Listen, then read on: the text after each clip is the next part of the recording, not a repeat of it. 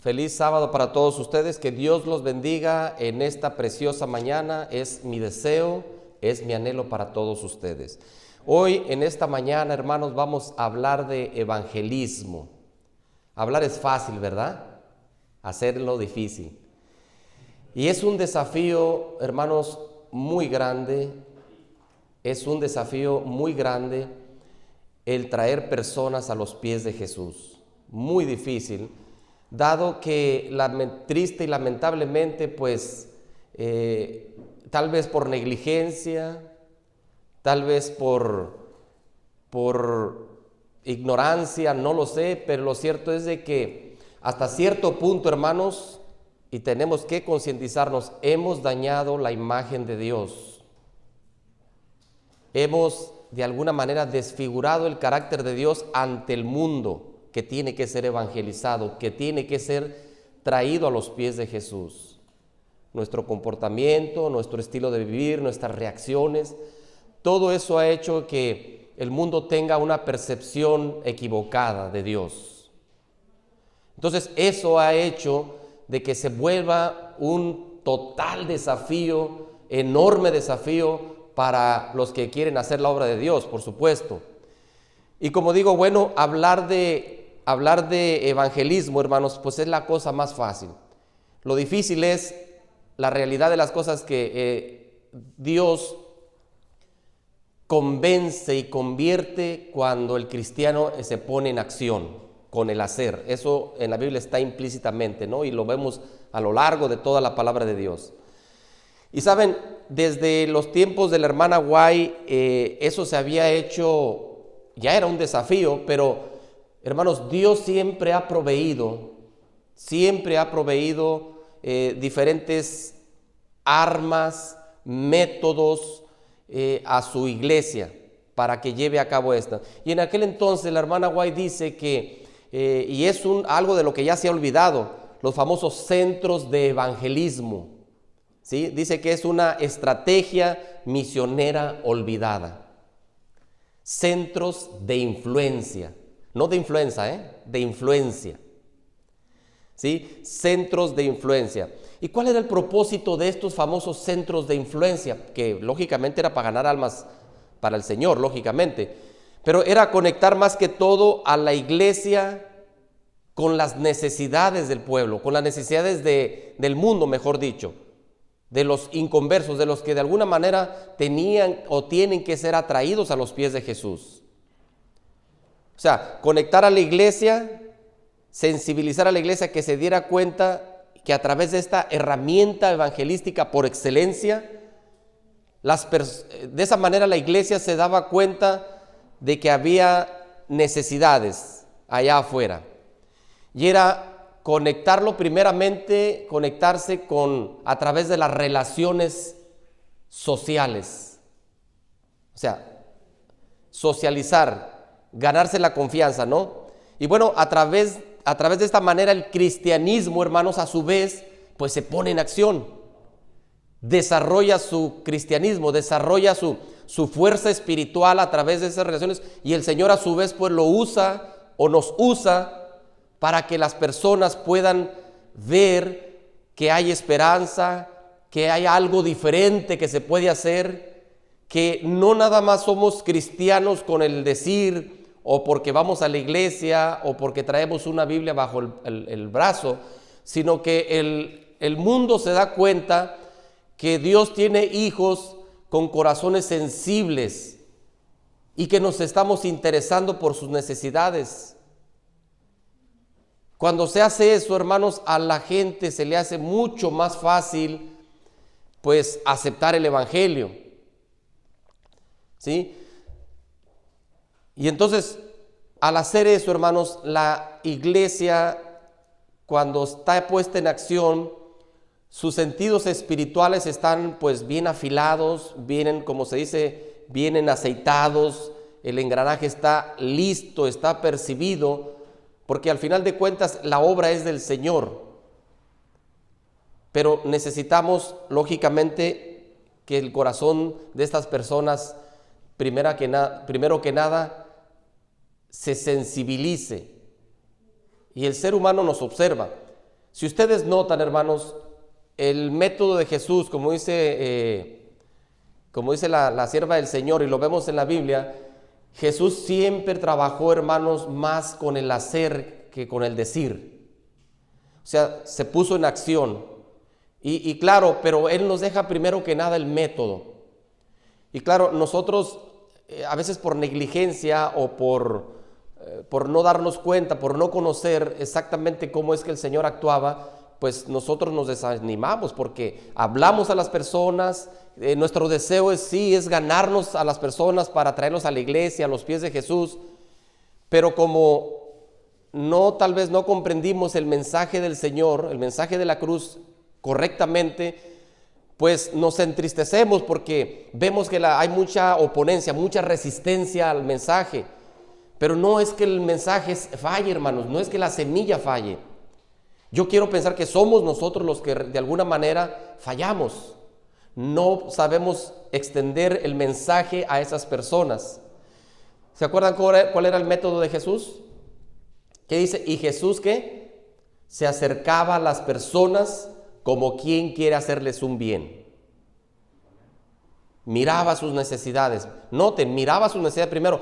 ¿Qué quiere decir eso? Que nosotros tenemos primeramente ver cuál es la necesidad de la persona. Las personas al principio, hermanos, no les interesan las cosas de Dios, aunque nosotros como cristianos sabemos que esa es la más grande necesidad del ser humano, ¿no es así? Pero una persona con hambre, una persona que está en drogas, una persona que está cautiva, una persona que está sumamente enferma, hermanos, la más grande necesidad es primero suplir la necesidad fisiológica. Jesús lo comprendió de esa manera. Por eso dice que Jesús miraba sus necesidades. Es más, Jesús ni siquiera les hablaba de las cosas de Dios. Y en la Biblia está implícito. Y suena tal vez muy chocante que lo digamos así, pero es la realidad, hermanos. Y ustedes pueden ver el llamado de todos los apóstoles, pueden mirar a la que fue a sacar agua, y lo puede ver a través de toda la Biblia. Jesús nunca les habló de Dios, primero ganaba su confianza, pero miraba sus necesidades inmediatas. El ser humano, hermanos, cuando no hay necesidad, no quieren saber de Dios, porque para ellos, como están tan a gusto, tranquilos, dice, pues ¿para qué? Pero ¿cuándo es cuando buscan al Señor? Cuando viene la desgracia, cuando está la necesidad, es cuando la persona se necesita, se despierta o se da cuenta que necesita de Dios. Pero muchas de las veces esas personas necesitan ser conducidas. Y ahí es cuando vemos a Jesús que miraba sus necesidades, suplía sus necesidades. Ahí está el secreto, suplía sus necesidades. Pero Él les dice que les mostraba simpatía. O sea, ¿qué quiere decir? Como que realmente lo hacía y era realidad. Mostraba ese afecto genuino, se interesaba realmente, y yo quiero pensar que les daba seguimiento, que no era un acto, un evento que pasaba, lo hacía y se iba, no, Él les daba seguimiento, hermanos, les daba seguimiento, miraba sus necesidades, porque quiero pensar que todos tenían diferentes necesidades fisiológicas o físicas, y Jesús las suplía de una u otra manera. Y Jesús no tenía dinero. Él dijo, las zorras tienen su guarida, los pájaros tienen sus nidos, mas el Hijo del Hombre no tiene ni siquiera dónde recostar su cabeza. ¿Y cómo es que Él suplía sus necesidades? Ay, hermanos, ahí es donde entra en acción nuestro Padre Celestial. Porque a veces nosotros decimos, no, pues es que no puedo, estoy limitado de esto, estoy limitado de aquello. ¿Y qué acaso no somos hijos del Rey de Reyes y Señor de Señores? ¿No somos príncipes? ¿Estamos pobres, hermanos? No. Los hijos de Dios estamos ricos, hermanos, en realidad. Pues si el Señor tiene cuidado de los pájaros, ¿cuánto más de sus hijos? Por eso dice, miraba sus necesidades, suplía sus necesidades, se ganaba su confianza y les decía, sígueme. Eso es lo más grande que hizo el Señor. Y eso es lo que la iglesia de Eastmont tiene que hacer, hermanos. Por eso esos famosos centros de evangelismo o de influencia, hermanos, no eran otra cosa más que preparar la iglesia para que se diera cuenta de que hay necesidades allá afuera. De que no se quedaran en ese confort de retroalimentarse y engordarse a sí mismos, sino que a su vez salieran a alcanzar a otras almas como ellos fueron alcanzados. El librito dice que pusieron en acción esto allá en Colombia, hermanos, en Medellín, Colombia, y dice que la iglesia, pues había mucho joven, que ellos sacaron provecho de las diferentes profesiones, oficios que estos jóvenes tenían y para alcanzar a más jóvenes. Hermanos, se hizo una iglesia tan poderosa, una iglesia tan fluorescente también porque brillaba, hermanos. Y hoy por hoy es una iglesia mega grandísima, pero porque ellos entendieron o pusieron en acción el método de Jesús.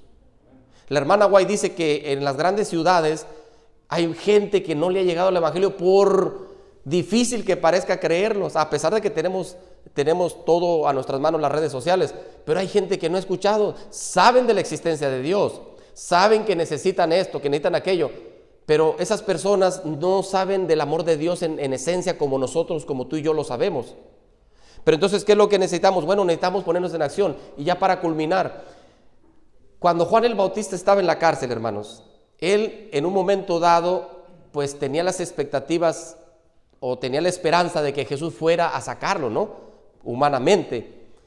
Sin embargo, Juan le dice a uno de sus discípulos, ve y dile a Jesús, pues, ¿qué pasa con él? Si él es el que esperábamos o esperamos a otro. Y va y le dice, y a Jesús le dice algo muy interesante que quiero que reflexionemos con eso. Y le dice, dile a Juan lo que has visto.